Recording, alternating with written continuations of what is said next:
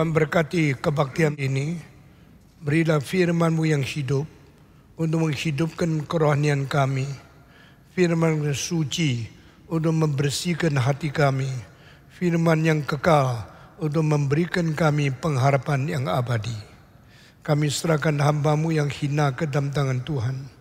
Berkati dia dan pimpinlah pikirannya, sehingga apa yang dikhotbahkan menjadi berkat dan menjadi saluran hidup untuk membawa kami ke dalam pimpinan Tuhan, di dalam kebenaran Tuhan. Dalam nama Yesus Kristus, Tuhan dan Juru Selamat kami yang hidup, kami sudah berdoa. Amin. Saudara-saudara, mari kita membaca kitab suci dari Injil Matius pasal ke-7. Kita hanya membaca satu ayat dari pasal yang ke-7 ini.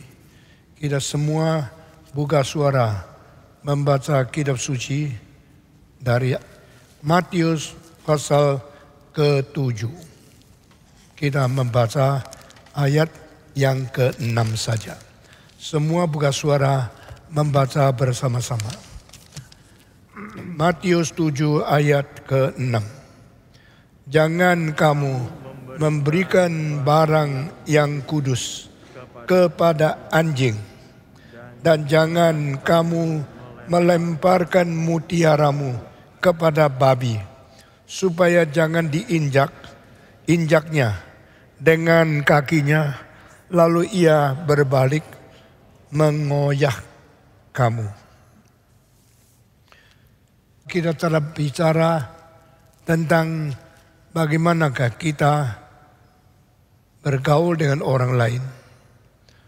Lalu kalau kita melihat di mata orang lain ada satu duri yang kecil, jangan lupa mungkin di mata kamu ada balak yang besar. Ini mengenai interpersonal relationship, hubungan antara pribadi dan pribadi. Janganlah kita memakai ukuran keadilan Tuhan untuk menghakimi dan menemukan kesalahan orang lain, tapi pakai cinta kasih Tuhan untuk menghadapi diri kita, sehingga kita melonggarkan dan mengampuni, mentoleransi sendiri segala salah, anggap tidak ada apa-apa. Mengapa kita selalu lebih gampang menemukan kesalahan orang lain dibanding menemukan kesalahan sendiri? Mengapa kita selalu gampang sekali mendapatkan kesalahan orang lain dan mengkritiknya, tapi tidak mengkoreksi diri sendiri? Karena kita selalu mempunyai ukuran double, mempunyai ukuran yang berbeda untuk orang lain dan untuk diri sendiri. Terlalu gampang kita menemukan kesalahan orang lain. Terlalu gampang kita melihat kelemahan orang lain, tetapi kita tidak gampang menemukan kelemahan diri kita sendiri. Ada pentafsir Alkitab mengatakan, yang kau lihat itu mata orang lain ada duri. Di dalam mata itu ada duri. Justru itu ada bayang-bayang dari balakmu yang masuk ke dalam refleksi mata orang lain. Balak itu besar, tapi direfleksi di mata dari kecil. Saudara, kalau lihat mata bisa digambarkan ada kadang-kadang mobil lewat di situ kecil-kecil. Karena refleksi itu mempunyai ukuran yang berbeda. Balak kita yang kita tidak lihat. Loh, kok matamu ada duri? Itu ada refleksi daripada balakmu yang besar saja. Tapi kita tidak lihat. Selalu menemukan saya boleh kok. Saya baik.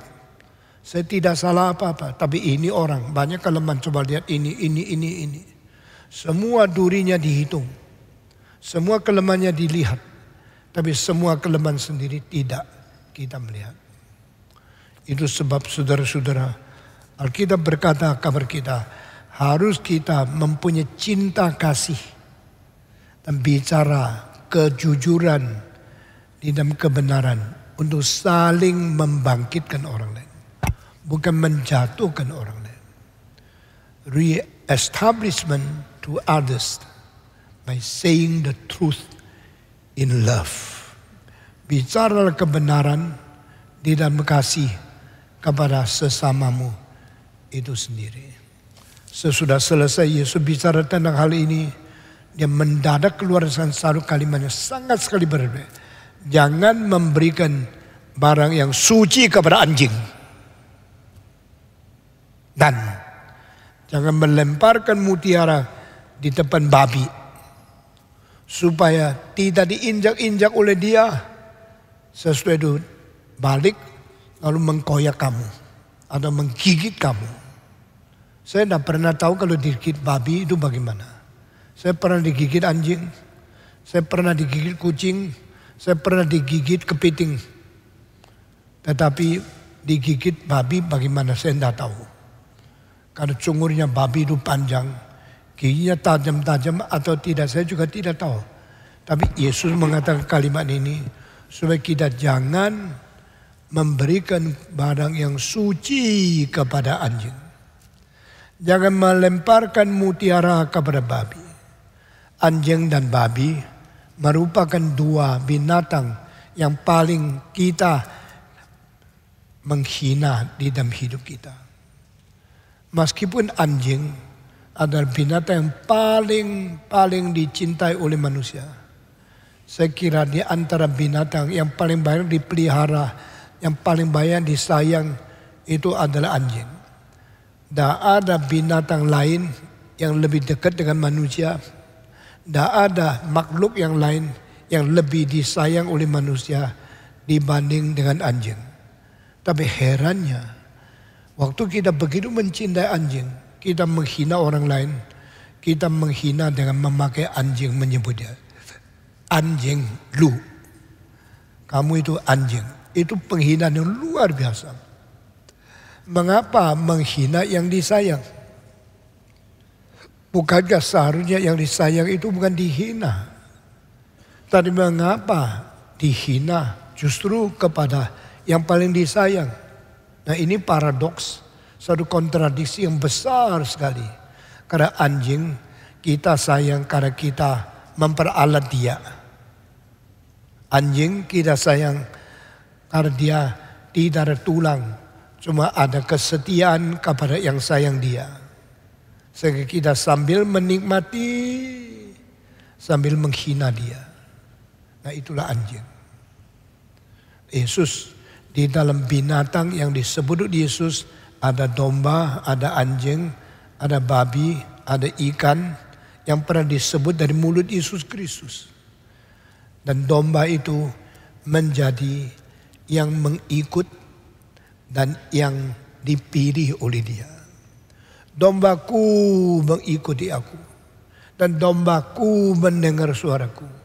Barang siapa bisa membedakan suara dan bisa mengetahui itulah suara Tuhan. Dan mau mengikut di belakang suara Tuhan yang memanggil dan memimpin dia. Itu umatnya. Itulah seperti domba. Tidak ada satu kalimat dari mulut Yesus menghina domba. Domba itu disenangi. Domba itu dipilih. Domba itu dimiliki menjadi kepunyaan Kristus yang disayang oleh Tuhan. Tapi di Alkitab sebut istilah anjing beberapa kali. Saya memperhatikan terakhir muncul di dalam surat Yohanes mengenai wahyu terakhir. Dan yang disebut anjing itu tergolong mereka-mereka yang di luar kota Yerusalem yang suci. Kota yang baru di dalam kekekalan. Mereka tidak boleh masuk. Anjing dijejerkan dan pembohong-pembohong yang menghujat Tuhan. Mereka adalah sekelas atau sekelompok yang tidak boleh masuk ke kota suci itu. Di dalamnya adalah anjing. Berarti di dalam Alkitab anjing itu selalu berkonotasi negatif karena sesuatu yang kurang dihargai. Tapi anjing juga disebut mempunyai keakraban dengan manusia, khususnya mendampingi Lazarus yang menjadi pengemis di luar pintu orang kaya itu dia menjilat dan membersihkan bakung-bakung atau borok-borok daripada Lazarus itu dengan jilatnya. Ini jorok sekali kan? Tidak.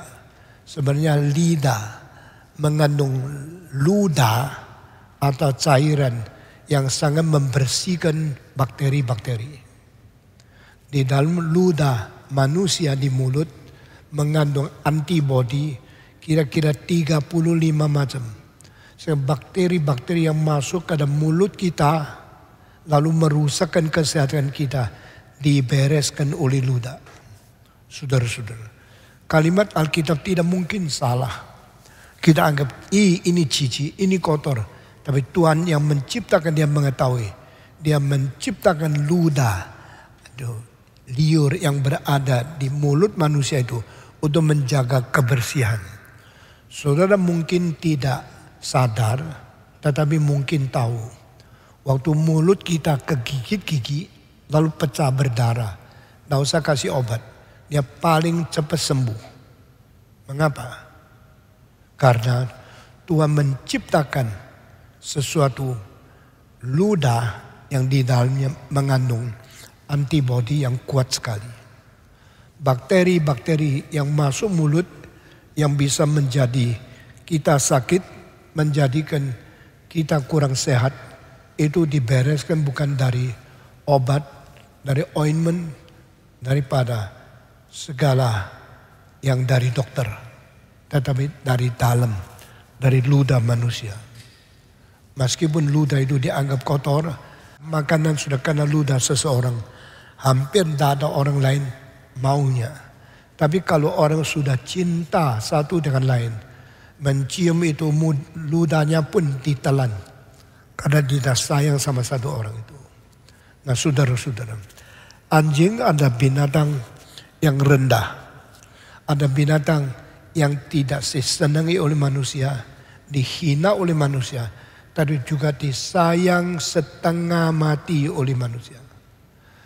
Ada orang mencintai anjingnya, maka kalau musuhnya dia suruh anjing gigit, kalau dia sendiri suruh anjing jilat, dia sangat sayang sama anjing itu sendiri. Tetapi saya mau tanya, anjing yang begitu disayangi oleh manusia, mengapa dihina oleh manusia? Karena anjing selalu setia kepada pemiliknya tanpa diserva. Di salah satu edisi Britain Encyclopedia, yaitu ensiklopedia dari Inggris, ada satu kalimat saya hafal.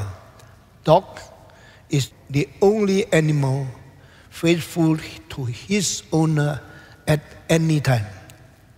Anjing adalah satu-satunya binatang yang setia kepada pemiliknya setiap saat di setiap tempat. Anywhere, anytime, the dog shows his loyalty and his faithfulness to his owner. Engkau mempunyai seekor anjing, dia akan menyenangkan engkau setiap saat, di setiap tempat, di mana saja. Waktu engkau tidur, waktu dia tidur, begitu dengar suaramu langsung bangun. Waktu dia berada di tanah, begitu engkau panggil dia langsung lari, dia langsung berdiri, langsung dia jalan. Dia setia, tetapi dia tidak ada tulang, dia tidak ada pendirian sendiri, dan dia selalu cuma taat kepada yang kasih makan saja. Sehingga dia tidak mempunyai pendirian tegas untuk menjalankan kehendaknya sendiri. Dan dia pokoknya nurut. Dia membela yang kasih makan. Dan dia tidak mengetahui kebenaran itu apa. Cuma tahu siapa tuannya.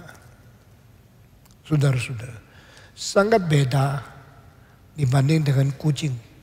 Kucing tidak bisa diapain semau engkau meskipun engkau kasih makan. Ada orang mengatakan dua kalimat saya rasa lucu sekali. Kamu kasih anjing makan, anjing anggap kamu Tuhannya. You are my God because you give me something to eat every day. Jadi if do not give me, I will be hungry, I will die. Maka anjing lihat manusia itu Allahnya dia. Sehingga kalau Allah tidak kasih makan, dia tidak bisa hidup. Kucing lihat diri itu Allahnya manusia. Saya Allahmu, you harus kasih saya makan. Karena saya Tuhanmu. Maka anjing melihat manusia sebagai Allah. Kucing melihat diri sebagai Allah. Maka manusia harus melayani dia. Dilayani oleh manusia karena saya Allahmu. Beda sekali sifatnya. Saudara-saudara. Apakah sebabnya? Tidak ada orang menghina kucing. Tapi hampir semua orang menghina anjing. Bukankah anjing kita sayang, kita senang, kita jadikan kawan kita yang paling akrab. Pada anak-anak kurang ajar sama orang tua, anjing tidak. Orang tua akhirnya lebih cinta anjing dari cinta anak-anak. Karena anjing itu nurut. Manusia semua menuntut orang lain nurut sama dia. Kalau kita bisa dinuruti oleh semua orang, kita rasa jadi manusia ada bangga. Kita puas. Maka ada satu orang yang sekolah psikologi di Amerika. Dia berkata, jikalau engkau tidak berhasil menjadi pemimpin, tapi hatimu mempunyai hasrat kepingin menjadi pemimpin, dan ada orang mau dengar kamu, pialalah 2 ekor anjing, engkau akan lebih puas jadi manusia. Karena semua orang mau dengar, engkau panggil anjing, sini, semua ke sini. Di situ engkau rasa, saya masih dinuruti orang lain. Jadi anjing ada fungsinya untuk menjadi teman, untuk menjadi partner manusia yang nurut, yang setia. Tetapi karena setianya engkau betul-betul mencintai dia, menghormati dia, tidak. Tetap karena dia tidak ada pendirian sendiri, engkau tidak pernah sungguh-sungguh menghormati anjing. Itu sebab kalau engkau menyebut orang kau hina, anjing lu, kalimat itu keluar, berarti penghinaan engkau keluar kepada dia. Itu sebab Yesus berkata, jangan memberikan barang suci kepada anjing. Nah di sini saya renungkan, khususnya kemarin saya banyak merenungkan ayat ini. Barang yang suci jangan diberikan kepada anjing. Di sini bukan barang yang baik, bukan barang yang berharga, barang yang suci. Barang yang suci itu milik Tuhan. Barang yang suci berharga kekal. Barang yang suci itu bernilai tinggi.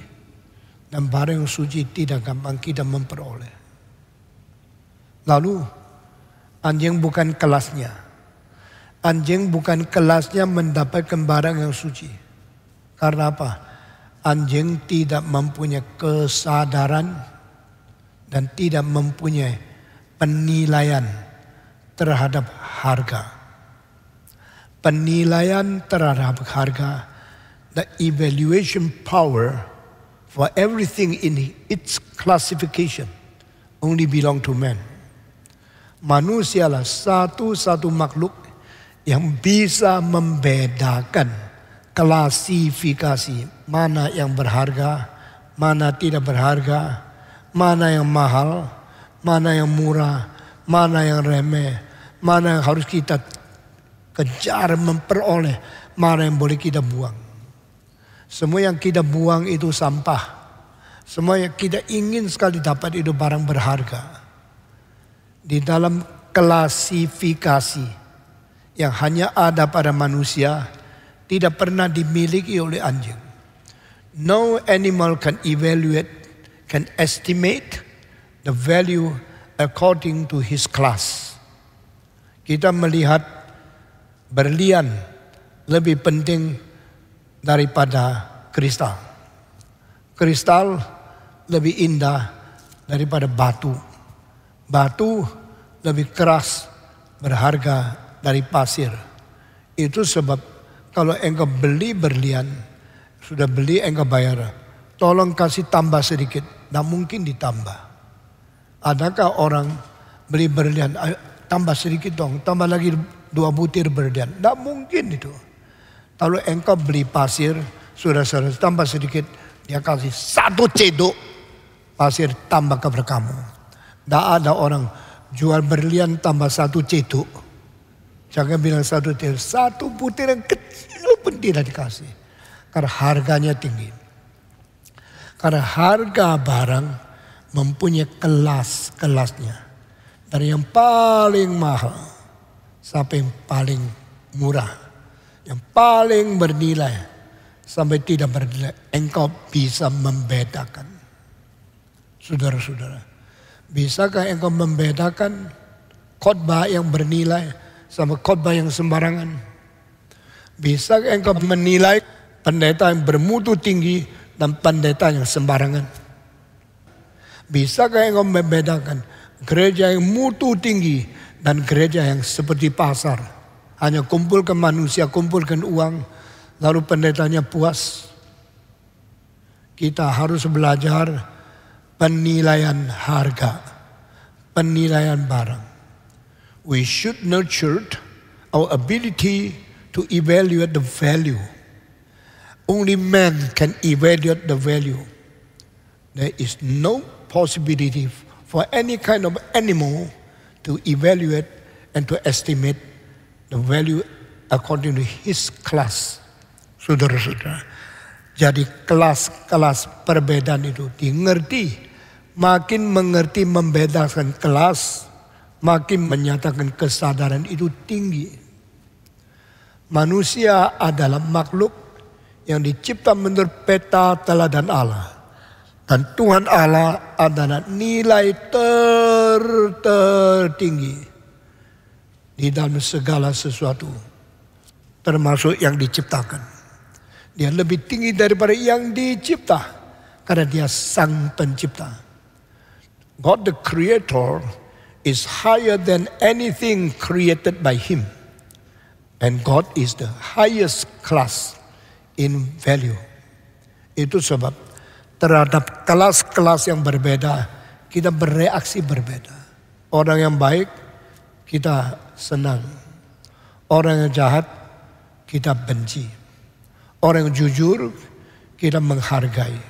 Orang yang suka bohong, kita sangat bosan, tidak suka akannya.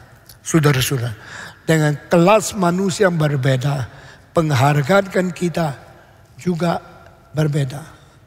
Menghormati, menghargai, menilai tinggi, menyenangi, sampai biasa, lalu mulai membosani, membenci, sangat tidak senang sama dia. Itu ada kelasnya.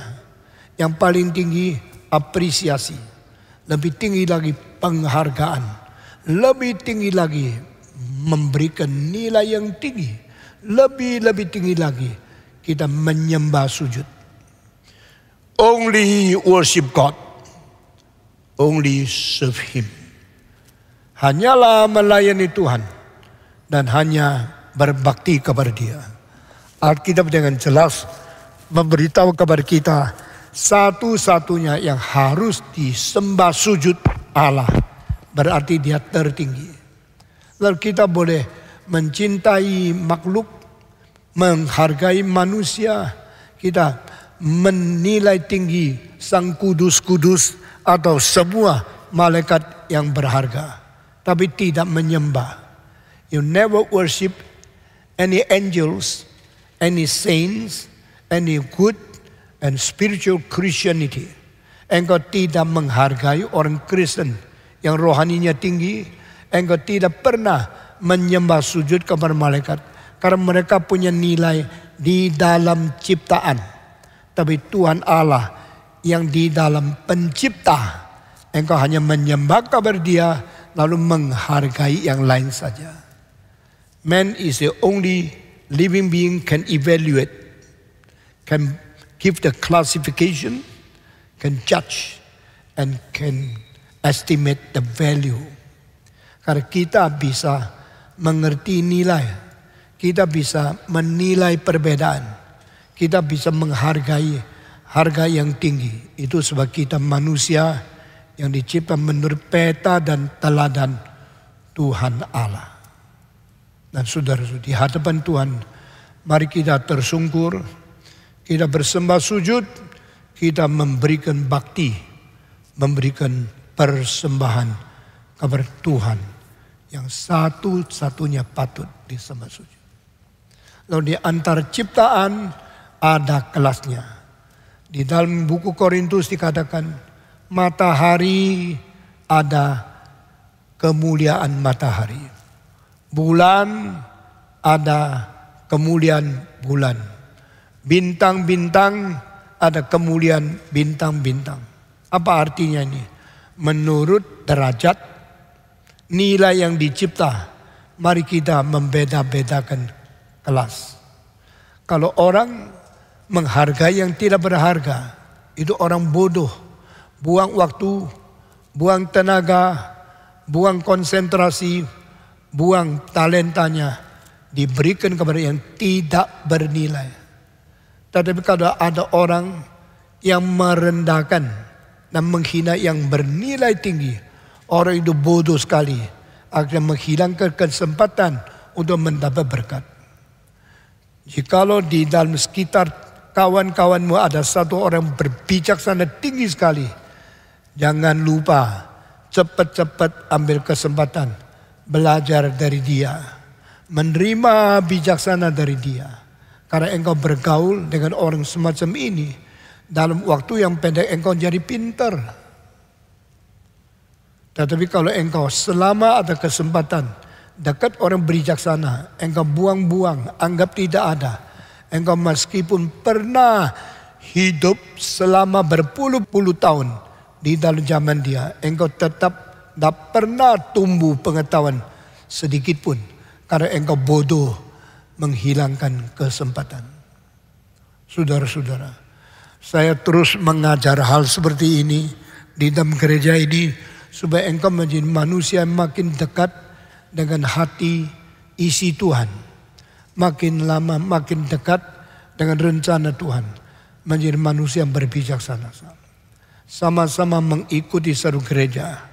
Ada gereja yang engkau berada di dalam berapa puluh tahun, tidak pernah maju ke rohanimu sedikit pun. Ada kebaktian-kebaktian penting, engkau begitu dengar, engkau langsung maju, langsung bertumbuh rohani, iman, dan engkau menjadi orang yang berbijaksana sekali. Mari kita mengerti, mengevaluasi. Kita mengerti, menilai. Kita mengerti, memberikan klasifikasi kepada semua yang berbeda di dalam mutunya. Nah saudara-saudara, janganlah beri barang yang suci kepada anjing. Apa artinya? Bagi mereka yang tidak tahu menilai, tidak tahu harga tinggi rendah, engkau mengapa memberikan yang paling suci untuk dia? Itu membuang-buang anugerah, membuang-buang berkat dari Tuhan hanya untuk mereka yang tidak bernilai. Saudara-saudara, di sini Yesus bicara tentang nilai, penghargaan nilai, dan kesadaran mengenai nilai. Bergaulah dengan orang yang baik, yang lurus, dan orang yang banyak pengetahuan. Itu namanya etika berkawan. Ini dari filsafatnya Konghucu. Yu zhi, yu liang, yu dowen. Hanya bersahabat dengan orang yang tegas, lurus. Orang yang banyak pengertian, mau mengerti kesalahan kita, bergaul dengan kita. Dan orang yang pengetahuan sebanyak mungkin. Engkau dekat orang sedemikian, engkau akan mendapatkan bijaksana. Engkau dapat pengertian. Engkau mendapatkan satu pengaruh daripada karakter yang tegas. Engkau ikut menjadi orang yang lurus dan orang yang jujur. Kalau kawanmu bengkok-bengkok, kawanmu tidak mengerti, cuma tahunya balas dendam sama kamu, dan kamu tidak pengetahuan, engkau bergaul sama dia hanya rugi. Tidak pernah mendapat keuntungan apa-apa. Itu seperti dalam berkawan, bersahabat dengan orang pun. Engkau harus memilih dengan penilaian yang sangat cerdas. Saudara-saudara, kalau ada anjing masuk ke dalam gereja, kita sadar dia anjing. Kalau anggota seperti anjing, kita sadar dia bukan anggota yang sejati. Kalau di lingkaran kita ada kawan-kawan seperti anjing, apakah kita menghadap dia, memperlakukannya sebagai anjing, atau melakukan anjing sebagai manusia, dan memperlakukan manusia sebagai anjing? Ini dalam sekali kalimat Yesus. Jangan memberikan barang yang suci kepada anjing. Ini bukan kalimat biasa. Ini memerlukan kebijaksanaan yang sungguh-sungguh, penilaian yang sangat bijaksana. Lalu engkau bisa membedakan dekat kamu orang-orang itu sifatnya apa. Saudara-saudara, mengapa barang suci dibandingkan dengan istilah binatang anjing? Barang suci itu milik Tuhan. Barang suci itu tidak bisa dipakai, didapat dengan engkau bekerja, dapat uang, dapat barang suci. Barang suci hanya diberikan kepada orang yang hatinya bersih, ingin mencari kehendak Tuhan, baru bisa dapat. Firman Tuhan itu barang suci. Keselamatan itu barang suci. Anugerah Tuhan, bakat pelayanan itu barang suci. Ini semua tidak bisa diperoleh melalui kerja berat, mengalir banyak keringat, atau engkau berusaha di dalam tenaga jasmaniamu. Nothing to do. Your hard working, your labor, your sweats, dengan keringat, dengan tenaga kerja, dengan berbanting pulang, tidak ada hubungan dengan barang suci.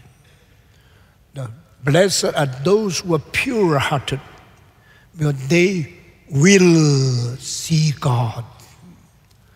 Berbahagialah orang yang hatinya suci, karena mereka akan melihat Tuhan.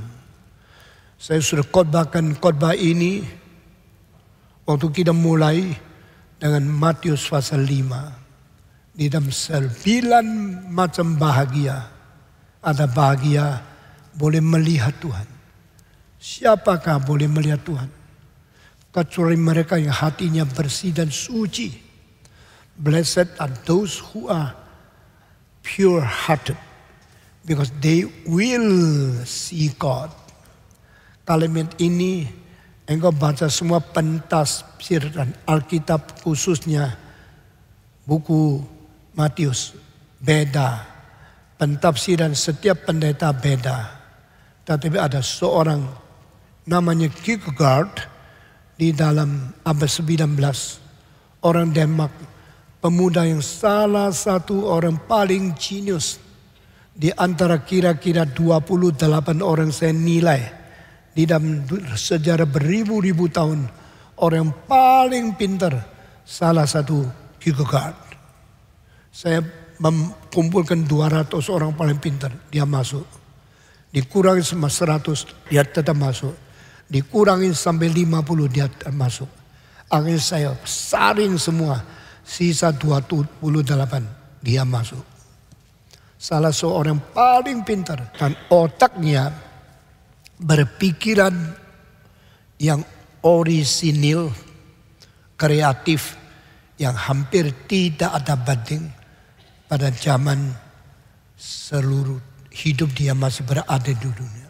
He is the most creative, most innovative, most original thinker.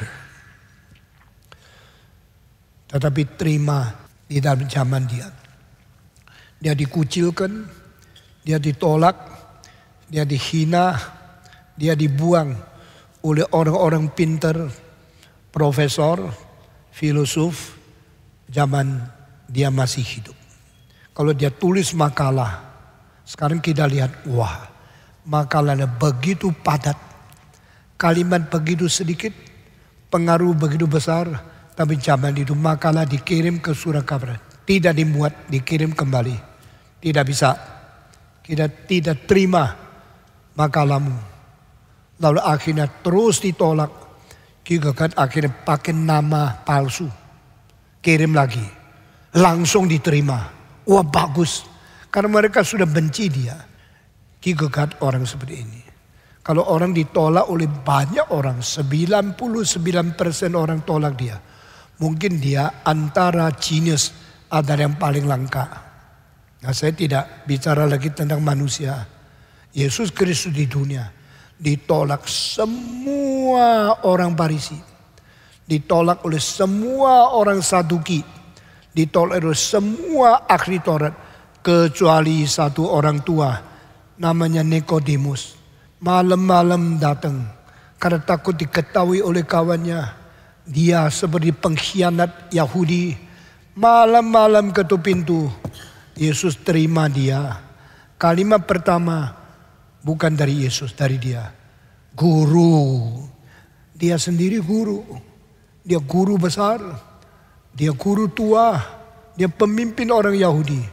Guru mengaku diri murid itu rendah hati. Murid mengaku diri guru itu terlalu congkak. Yang tidak ada gelar mengaku ada doktor. Itu pemalsuan. Tapi ini profesor besar, guru besar mengaku diri murid. Lalu dia umur mungkin 60 lebih. Yesus cuma 30. Dia mengatakan, guru, rabi. Kami mengetahui jikalau Allah tidak menyertai engkau, tidak mungkin engkau melakukan mujizat-mujizat ini. Berapa rendah hati. Di dalam percakapan dengan Yesus Kristus, Yesus 3 kali menegur dia. Dia tidak melawan, tidak menolak, dan dia dengan rendah hati mendengar. Waktu selesai bicara dengan Yesus, seperti tidak pamit, karena Alkitab tidak tulis kapan dia pergi.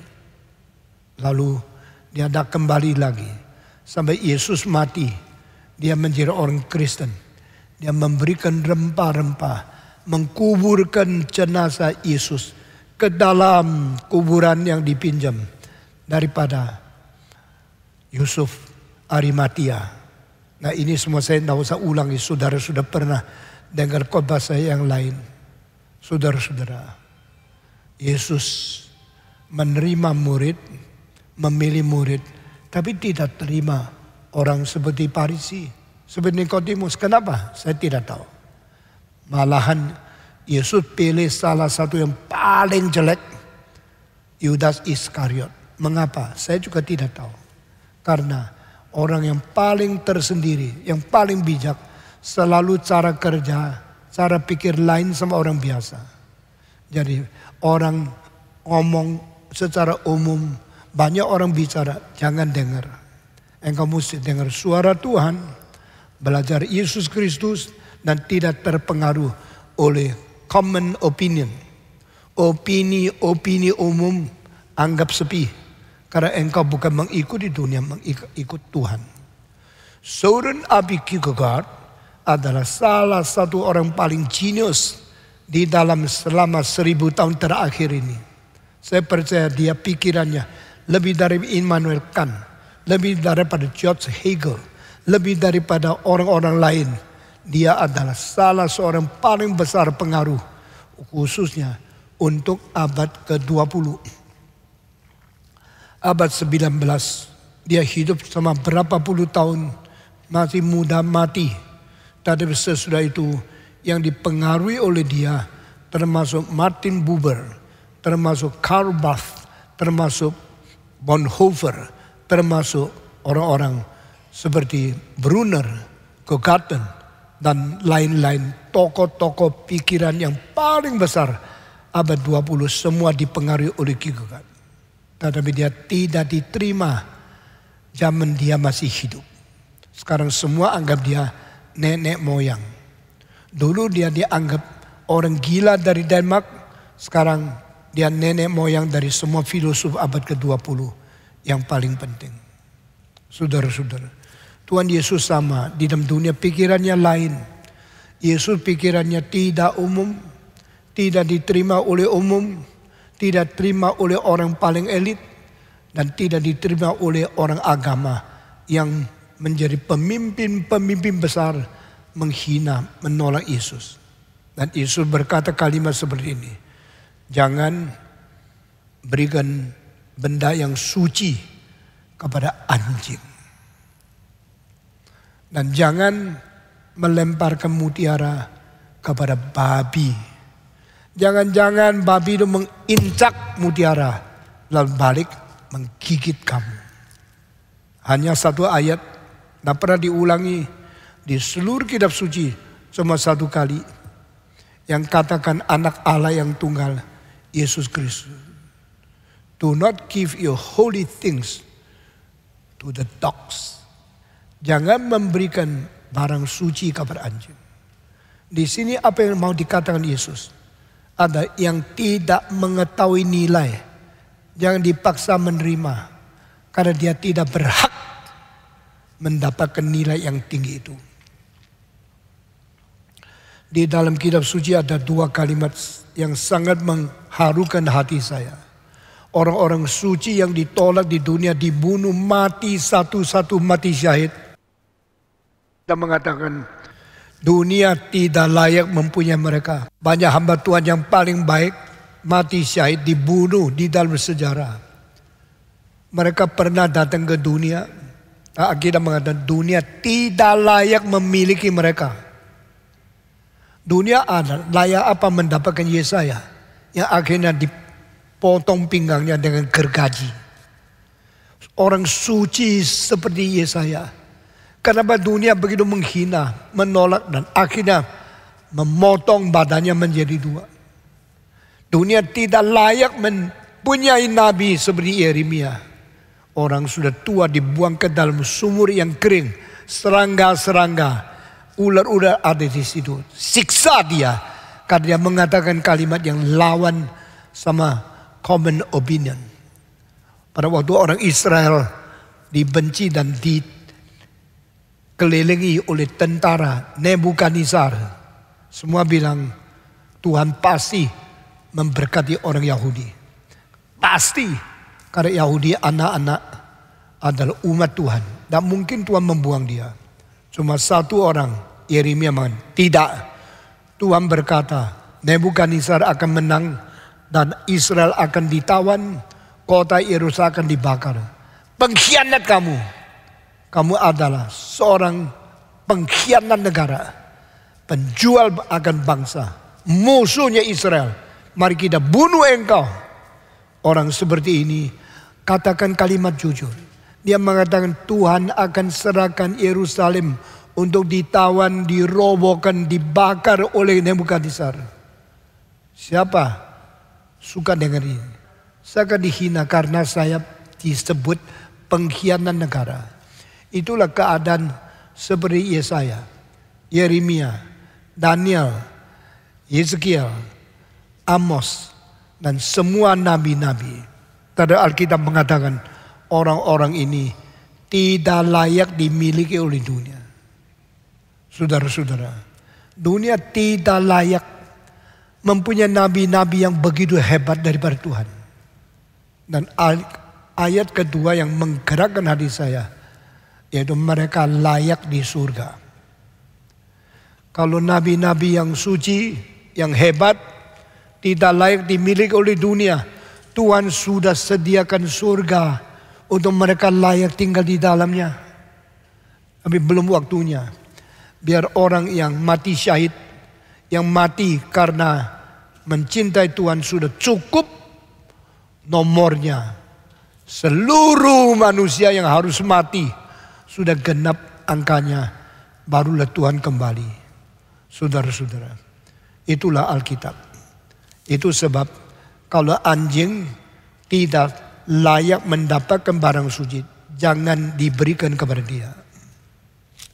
Sekarang saya mendapatkan sesuatu teladan atau satu contoh yang paling penting. Saya mau tanya saudara, Yudas dipilih Yesus Kristus. Yudas layak mempunyai guru seperti Yesus? Tidak. Yudas layak memiliki guru seperti Yesus atau tidak? Layak tidak? Tidak layak. Lalu kenapa Yesus panggil dia? Yesus sendiri berkata, jangan berikan barang suci kepada anjing. Sekarang saya tanya, Yesus sendiri pilih Yudas. Yudas tidak layak mendengar firman Tuhan. Yudas tidak layak menjadi murid Yesus. Yudas tidak layak ikut Yesus ke dalam misi penginjilan. Yudas tidak layak menonton Yesus melakukan mujizat. Kenapa Yesus kasih kesempatan kepada dia? Kira-kira 40 tahun yang lalu saya berdebat dengan banyak orang lain mengenai mengapa Yesus memilih Yudas. Yesus memilih Yudas menurut pendeta lain. Yesus terlalu sayang sama manusia, memberi kesempatan supaya dia bisa bertobat. Lalu selama 3,5 tahun, lebih daripada 1000 hari, Yesus tak menari nanti kapan Yudas bisa bertobat. Memberikan cinta kasih, supaya dia terharu akhirnya mungkin bisa bertobat. Saudara-saudara, terakhir Yesus cuci kaki Yudas. Kalau saya langsung pukul kakinya. Lu kurang ajar, besok mau jual aku. Ada apa gua cuci kaki lu? Kaki lu tempat paling kotor seluruh badan. Saya penciptamu, saya gurumu. Saya sekarang menolak engkau. Yesus tidak. Orang bilang itulah Yesus memberikan kesempatan supaya menggerakkan Yudas sampai Yudas bisa bertobat. Betul tak? Apakah Yesus pilih Yudas karena Yesus mencintai dia, memberi kesempatan kepada dia supaya satu hari mengharapkan dia bisa bertobat? Betul tidak? Yesus tidak pernah panggil Yudas untuk dia bertobat. Yesus juga tahu dia tidak mungkin bertobat. Yesus tidak pernah mempunyai cinta kasih mengharapkan dia bertobat. Itu tafsiran yang salah. Alkitab mengatakan dari permulaan Yesus tahu dia akan jual Yesus. Dari permulaan Yesus tahu dia pencuri. Dan dari permulaan Yesus tahu dia adalah anak binasa. Anak binasa, anak itu untuk binasa. Kalimat yang paling keras yang pernah keluar dari mulut Yesus tentang Yudas, orang ini lebih baik tidak dilahirkan di dunia. Karena lahir di dunia percuma. Dia tidak menikmati yang baik. Dia tidak bisa menghargai yang penting. Dan dia akhirnya menghamburkan seluruh hidupnya. Dan terakhir dibuang ke neraka. Nothing good. Nothing useful. Nothing profit for his life. This man better not to be born on this earth. Lebih baik tidak pernah dilahirkan dalam dunia ini.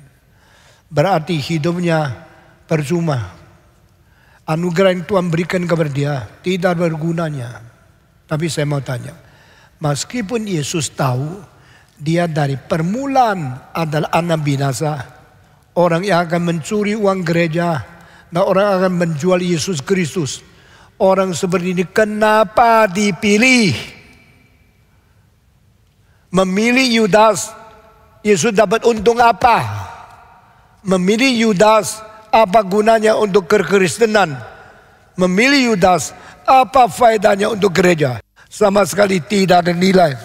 Sama sekali tidak berguna. Tetapi Yesus tetap memilih. Tuhan, mengapa engkau memilih Yudas?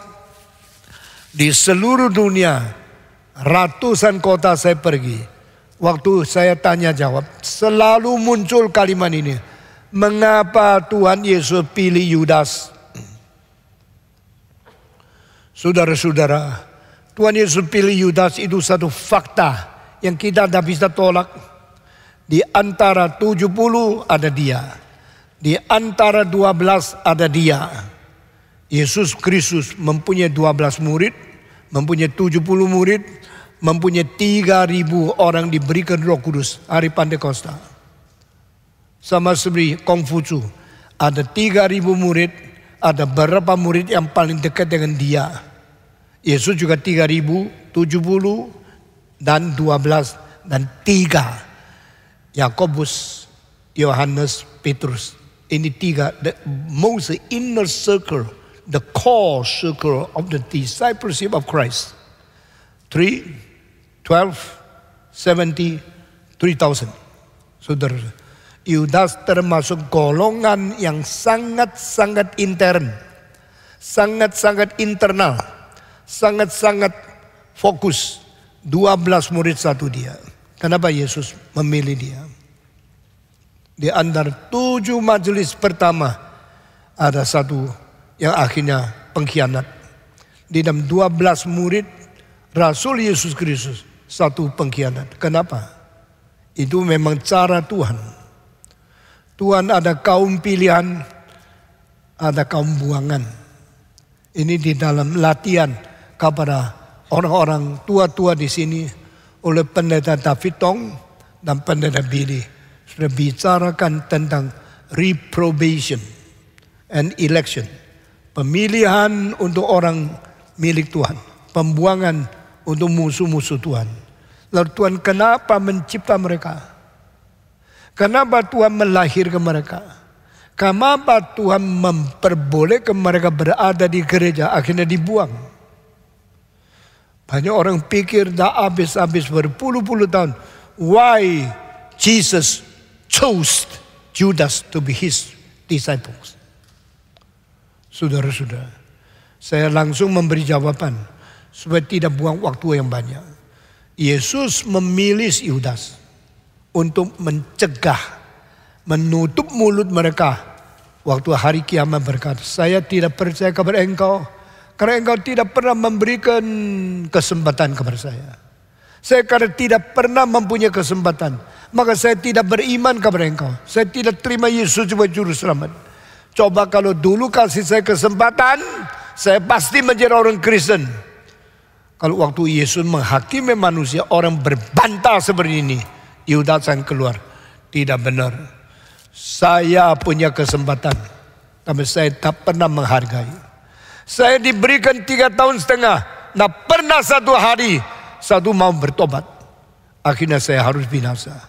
Itu sebab jangan mencela Tuhan. Nothing to blame to Jesus Christ. You can never say because you never chose me, never give me any opportunity, that is the reason I have no chance to believe in you. God, Tuhan akan berkata, pergilah, engkau memang tidak layak menerima barang yang suci. Saya dari 40 tahun lalu berdebat sama orang, saya berkata, Yesus tidak pernah pilih Yudas supaya dia boleh selamat, boleh bertobat. Karena tahu dia tidak mungkin bertobat. Kalau orang seperti ini, jangan kasih barang suci. Biar dia seperti orang biasa, ikut kebaktian, ikut gereja. Tapi akhirnya dia akan dibuang oleh Tuhan. Yang dibuang oleh Tuhan ke dalam neraka, satu orang Kristen pertama namanya Yudas. Itu tergolong pendeta-pendeta. Yudas di dalam 12 murid. Ini 12 adalah yang paling dekat Yesus. Begitu besok engkau lihat banyak pendeta masuk neraka, jangan heran. Juga ada orang permulaan ateis akhirnya menjadi kaum pilihan masuk surga. Juga jangan heran. Karena kita manusia tidak bisa mengetahui akhirnya, dalamnya, pada akhir-akhirnya, sedalam-dalamnya hati manusia itu, dia kaum pilihan yang sejati atau tidak. Saudara-saudara, Yudas dipilih untuk menjadi alasan menutup mulut orang yang berkata, I have no chance, I have no opportunity. That is the reason I never believe in you, God. Oh Jesus, I cannot be a Christian because you didn't give me any opportunity. Tuhan mengatakan, I have given Judas opportunity for over 1,000 days to be my disciples, to be my student. He never learned.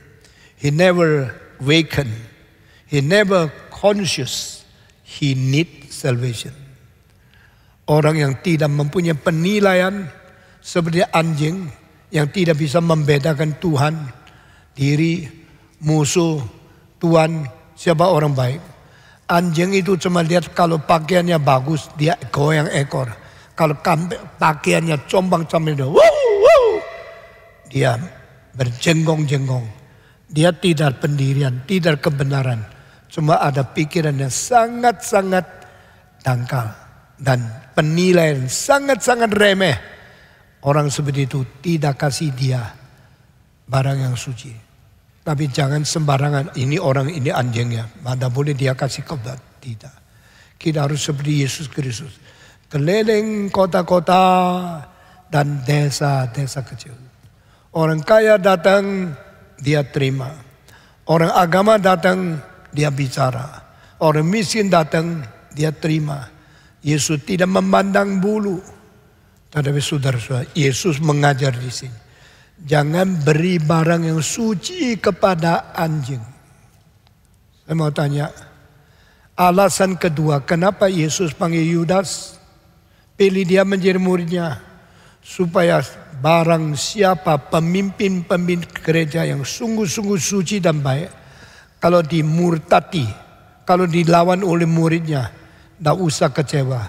Karena Yesus pun pernah mengalami pemberontakan, pengkhianat seperti ini. Kami sebagai pendeta, kalau kami jujur melayani Tuhan, lalu ada anggota melawan, menjual kita, itu sering terjadi zaman komunis. Ada anggota yang mengadukan ke pemerintah bahwa pendetanya tidak baik. Akhirnya pendeta ditangkap masuk penjara. Seperti Yesus dikhianati oleh Yudas. Demikian banyak hamba Tuhan mati syahid, menjadi martir karena diberontaki oleh muridnya, anggotanya sendiri. Nah, Yesus pilih Yudas untuk memberi penghiburan kabar semua hamba-hamba Tuhan yang setia yang dikhianati oleh orang-orang sendiri, supaya mereka dapat hibur bahwa ikutlah teladan Yesus, tetap setia sampai mati. Ini dua sebab. Saya tidak menemukan sebab yang lain. Why Christ chose Judas to be his disciples. Inilah dua sebab yang paling penting. Kalimat selanjutnya, jangan buang mutiara di hadapan babi. Saudara-saudara, babi adalah salah satu binatang yang dagingnya paling enak, tapi namanya disebut oleh orang untuk menjelekkan orang. Kamu babi, kamu anjing. Itu dua binatang yang paling dihina oleh manusia, dipakai di sini. Saudara, kalau saya bilang kamu kuda, kakak kan? Kamu sapi, kerja berat untuk menolong manusia kan? Nothing blame. Tidak ada indikasi untuk menjatuhkan orang. Tapi kalau engkau sebut orang itu anjing, sebut orang itu babi, biasanya dipikir remeh, hina, pengkhianat, tidak ada tulang, cuma tahu jilat-jilat orang yang kaya saja. Kalau engkau disebut babi, paling banyak terlalu gemuk, atau kotor, atau saya terlalu malas, suka tidur saja. Itu selain itu tidak ada arti lain. Tetapi babi diucapkan dari mulut orang untuk menjelekkan orang lain, itu selalu menyakiti hati. Anjing keluar dari mulut orang untuk menilai orang lain, selalu menjadi pahit luar biasa. Dan ini yang dipakai Yesus Kristus. Saudara-saudara, jangan memberikan mutiara kepada babi. Jangan lempar di depannya. Kamu lihat, oh bagus ya, mutiara bagus. Lalu disayang, disimpan. Tak mungkin. Dia lihat itu, tak bisa dimakan, maka dia tidak menilainya. Tak bisa dimakan, dibuang. Sama seperti batu yang lain, tidak diterima oleh dia. Saya mau ceritakan satu cerita kecil di gereja Reform Injil Indonesia. Waktu permulaan tidak di sini, belum ada uang, belum beli tanah, belum dapat izin, belum bisa bangun, belum mungkin mendirikan gereja besar seperti ini. Ini salah satu gereja terbesar di Indonesia. Mulai dari nol. Pendetamu mendirikan gereja ini mulai dari uang nol. Saya bawa keluarga saya dari Malang. Bawa satu mobil yang tua, sudah belasan tahun. Mobil itu sering mogok di tengah jalan Jakarta. Lalu bagaimana? Saya suruh nyonya dorong mobil. Karena saya harus menguasai. Kalau mau di jalan itu bahaya. Dia yang dorong. Satu hari nyonya saya tanya, kamu pernah lihat ada perempuan yang dorong mobil di jalan enggak? Saya baru sadar. Tidak pernah saya lihat orang perempuan dorong mobil. Itu sebab saya sangat bersyukur dia setia mengikuti pelayanan saya sampai hari ini. Apa yang pernah ditanggung, kesulitan, kecapean, saya semua ingat. Makin tua saya makin cinta sama dia. Karena dia seorang yang betul-betul sehati melayani Tuhan. Kita tidak ada uang, lalu kita sewa. Sewa tempat itu 1 minggu 570.000 rupiah. 30 tahun yang lalu itu mahal. Bagi pendeta belum ada uang, mau mulai gereja, kumpulkan orang lain, persembahannya sedikit, tidak cukup bayar bagaimana. Maka saya setiap minggu tunggu. Kalau minggu ini persembahan tidak cukup, tidak bisa bayar uang sewa, saya akan jual mobil saya supaya minggu depan boleh kebaktian lagi. Saudara-saudara yang akhir-akhir baru ikut gereja ini, engkau tidak tahu bagaimana susahnya. Saudara tahu dari permulaan 2 tahun saya dirikan gereja Reform Injil Indonesia. Tidak ada orang yang undang saya. Tidak ada orang yang mengerti teologi Reform. Tidak ada orang yang rasa perlu gereja Reform. Maka saya putuskan 2 tahun saya tidak ambil honor. Saya tidak ada gaji. Tidak ada uang untuk ongkos hidup. Saya, istri, 4 anak, 1 mertua, sama pembantu. 9 orang saben hari makan uang dari mana? Beriman kepada Tuhan. Saya tidak pernah ke orang kaya minta uang. Saya tidak pernah minta dukungan dari orang Kristen yang kaya. Kecuali setelah kita sudah menjadi beriman sama-sama. Saya paparkan visi. Kita akan bangun gereja. Silakan memberi persembahan. Saya tidak ke rumah. Tidak minta dukungan. Tidak pinjam dari pemerintah. Tidak minta uang dari luar negeri. Tidak minta pinjam uang dari bank pun. Akhirnya Tuhan memberikan gereja seperti ini. Karena Tuhan itu sejati. Dan Tuhan itu hidup. Satu kali saya mobilnya rusak di tengah jalan. Nyonya saya mendorong. Waktu itu sangat bahaya sekali. Anak-anak masih kecil sekali. 31 tahun setengah yang lampau. Waktu itu saya baru umur 49. Sekarang saya sudah umur 80. Anak saya pun sudah 45, 47. Ada 40, ada yang 36. Semua sudah besar. Tapi dulu susah sekali. Lalu kebaktian selesai bilang, untuk erat hubungan, mari kita 1 bulan 1 kali bikin perjamuan kasih. Ya habis kebaktian selesai, keluar ke lobi. Dan di lobi ada kue, ada makanan ringan. Silakan sambil bersekutu, sambil ambil makanan makan.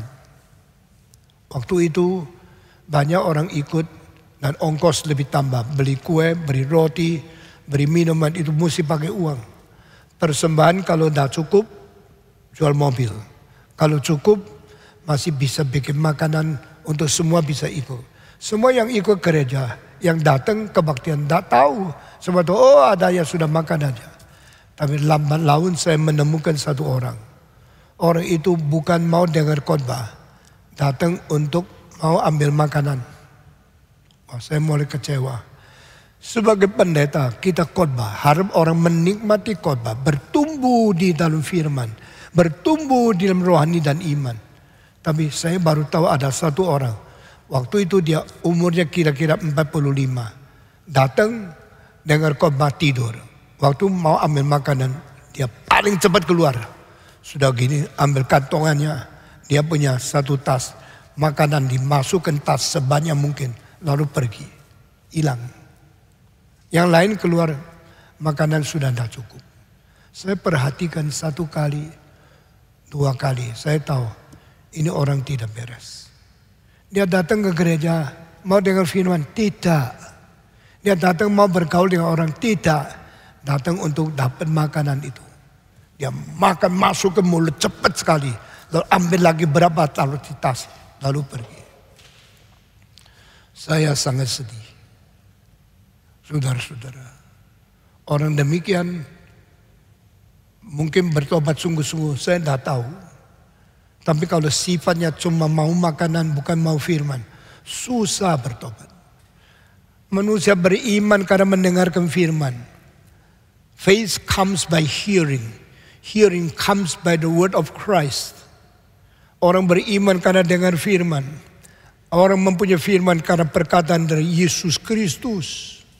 Tapi orang itu tidak. Sekarang di mana saya tidak tahu. Sudah lama tadi. Tapi mungkin bertobat. Tidak gampang. Sama si Yudas. Dia akhirnya dipilih oleh Yesus. Nah, dia pikir Yesus perlu dia. Kalau saya masuk, Yesus punya murid seperti saya dari Iskariot. Ini orang Galili penangkap ikan. Semua kelas rendah. Saya dari Iskariot.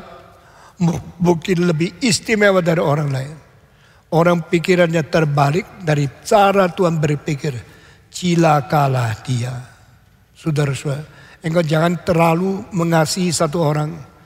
Sampai orang itu pikir engkau perlu dia, bukan dia yang perlu kamu. Akhirnya cintamu dibuang-buang. Segala anugerahmu itu disampahkan sama dia. Akhirnya balik menggigit kamu. Hati-hati. Saudara-saudara. Jangan menaruh mutiara di depan babi. Karena dia cuma mau yang bisa dimakan. Mutiara mengkilap, indah, cepat, tidak dimasuk ke mulut. Babi pun bisa membedakan yang boleh dimakan dan yang tidak boleh dimakan. Saudara-saudara, lalu dia membuang mutiara, dia pilih makan yang bisa diterima, lalu dia menggigit kamu. Mungkin dia kira dagingmu juga bisa dimakan. Orang semacam demikian tidak ada bagian di dalam kerajaan surga. Tuhan berkata, jangan kasih dia mutiara. Tanya Yudas, dipilih Yesus untuk apa? Oh, boleh jadi Kristen. Kenapa? Kristen kalau tidak ada saya kurang anggota. Kalau Kristen tidak ada saya kurang mulia. Ada saya sedikitnya ada daripada Iskariot.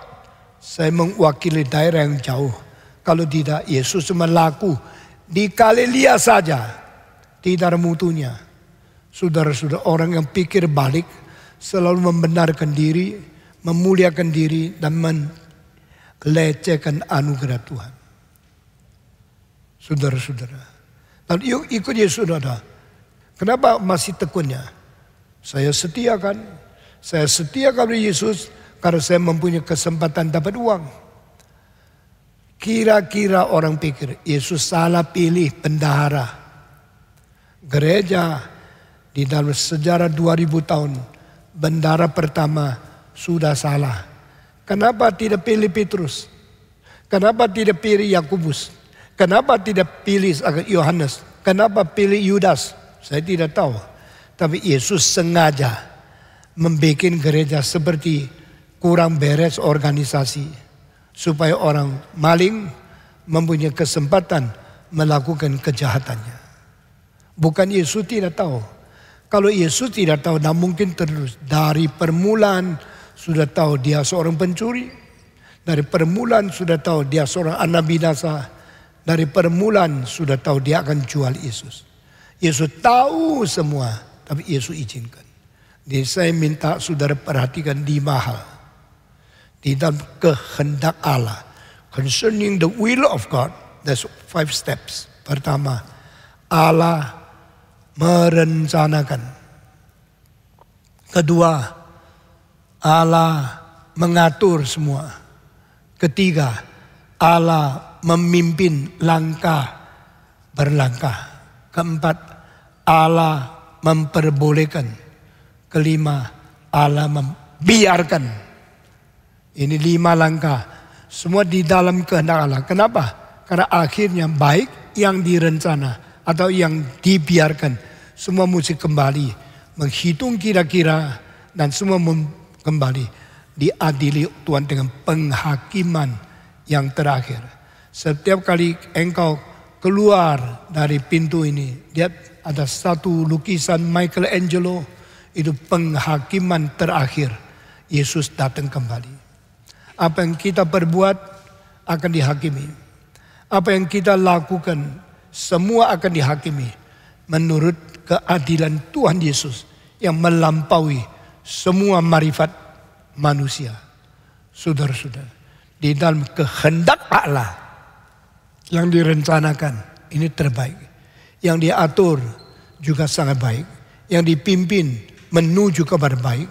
Yang diperbolehkan ini bahaya. Yang dibiarkan itu tidak ada hari depan. Saudara-saudara, the decree of God, the arrangement of God, the guidance of Holy Spirit, the permission of God, and finally to be given away that your freedom is free and absolute free, but no more interruption, no more intervention, and no more the guidance of God in your life. You are given total free to commit your sin. Itu bahaya sekali. Saudara-saudara, Yudas di dalam rencana Allah tidak. Yudas di dalam pengaturan tidak. Yudas di dalam pimpinan Tuhan tidak. Yudas di dalam diizinkan iya. Akhirnya Yudas diberikan, biarkan sampai binasa, tidak dikooperasi lagi. 5 hal ini, hidupmu di dalam mana?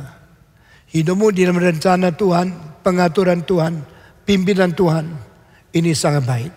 Kalau hidupmu diizinkan, diperbolehkan Tuhan berbuat segala macam dosa, bahaya. Kalau hidupmu dibiarkan oleh Tuhan, berarti tidak ada hari depan. Saudara-saudara, Yesus bicara apa sama Yudas? Tidak jelas.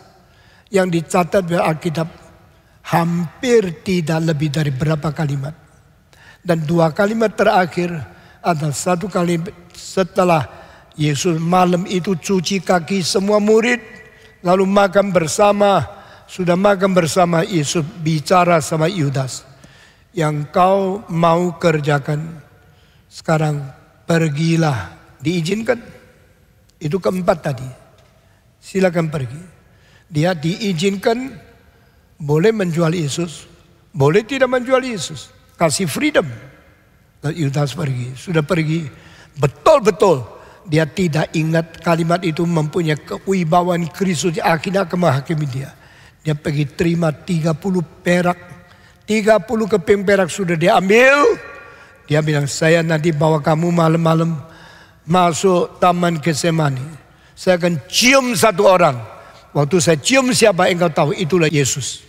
Dengan demikian dia mengkeraskan hati untuk melakukan yang diizinkan. Akhirnya Tuhan membiarkan dia. Setelah dia mencium Yesus, dia kira Yesus dah tahu. Yesus menjawab, Yudas, dengan ciuman engkau menjual anak manusiakah? Itu kalimat terakhir perkataan Yesus kepada Yudas seumur hidup. No more. The final word. Saudara, dengar baik-baik. Seumur hidup engkau mengenal Yesus. Kalimat terakhir Tuhan bicara sama kamu itu apa? Khotbah terakhir kamu dengar sebelum mati itu apa?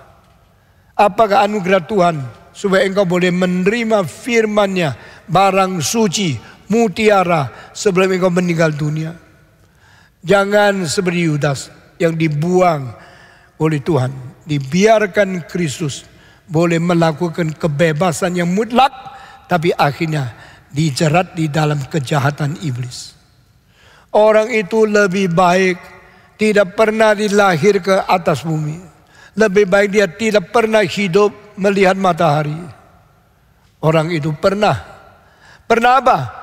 Pernah hidup di dunia, pernah menghirup udara oksigen, pernah mendapat sinar matahari, pernah mendengarkan firman, pernah berstudi bersama-sama dengan Petrus menjadi murid Yesus. Tapi akhirnya yang lain masuk surga, dia masuk neraka. Saudara-saudara, orang seperti ini, seperti tadi ada orang ikut kebaktian di GRI, bukan mau dengar firman, maunya terima makanan, lalu curi makanan ke dalam tasnya, lalu pergi. Di mana orang itu saya tidak tahu. Tetapi ada orang datang ke gereja cuma mau cari untung. Datang ke gereja bukan mau bersembah sujud kepada Tuhan, mau ambil uang dari gereja. Di dalam GRI selama 30 tahun seluruhnya, semua ada lebih 40 cabang. 3 kali terdapat ada majelis yang curi uang. Saudara-saudara, jangan main-main sama Tuhan. Yang rugi pasti bukan Tuhan. Yang rugi adalah dirimu yang mengikut segala ajakan godaan dari iblis untuk melawan Tuhan. Alkitab berkata, mari kita orang Kristen menjadi orang bijaksana. Jangan buang barang suci kepada anjing. Jangan melemparkan mutiara di hadapan babi. Kesempatan yang Tuhan berikan tidak sembarangan dibuang-buang. Firman yang Tuhan beritakan tidak sembarangan kita memberikan kepada yang tidak layak. Maka di dalam hal ini, bagaimana mengetahui orang ini layak atau tidak? Itu perlu bijaksana yang tinggi. Bagaimana menghargai yang suci dari Tuhan? Itu perlu cinta Tuhan yang sangat murni. Itu sebab yang disebut barang suci, yang disebut mutiara, berarti firman Tuhan, kesucian Tuhan, kebenaran Tuhan, cinta kasih yang indah dari Tuhan. Jangan kita boroskan kepada orang-orang yang tidak menghargai. Kalau mereka tidak menghargai, mulai engkau hati-hati. Kalau mereka menginjak-injak anugerah Tuhan, mulai engkau berhenti baik kepada dia. Kalau mereka sungguh-sungguh mengkhianati Tuhan dan barang suci, firman dan anugerah dari Tuhan, engkau mesti tegas. Jangan lagi diperalat oleh mereka. Sehingga kita boleh menjadi anak Tuhan yang setia, yang berbijaksana, dan yang memelihara perintah Tuhan yang suci itu. Mari kita berdoa. Mari kita semua tunduk kepala berdoa. Saya minta itu Pendeta Ivan Kristiono memimpin kita berdoa. Mari kita berdoa bersama-sama. Tuhan, terima kasih untuk firman yang telah kami dengar. Tuhan, tolong supaya kami boleh mempunyai bijaksana untuk membeda-bedakan setiap yang kami lihat, sehingga kami boleh bersikap dengan baik, dengan benar. Tuhan, tolong kami juga mampu membedakan, tetapi juga memberikan cinta kasih dan bisa bersikap sesuai dengan firman-Mu. Terima kasih ya Tuhan, dalam nama Tuhan Yesus kami berdoa. Amin.